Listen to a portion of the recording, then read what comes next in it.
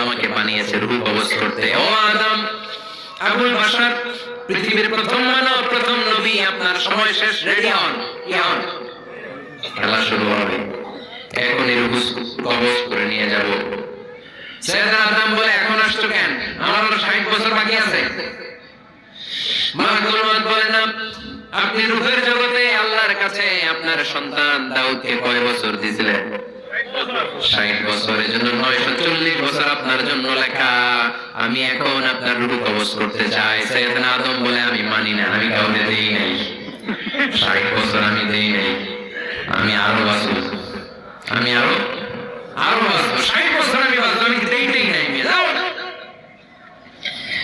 মালাকুল মউত আল্লাহর যে বলে, আল্লাহ দেয় নাই বলে, আসলে ভুলে গেছে, আসলে আফাতুল ইলমি আন-নিসয়ান, মানুষ ভুলে যায়, মানুষ বড্ড ভুলে যায়।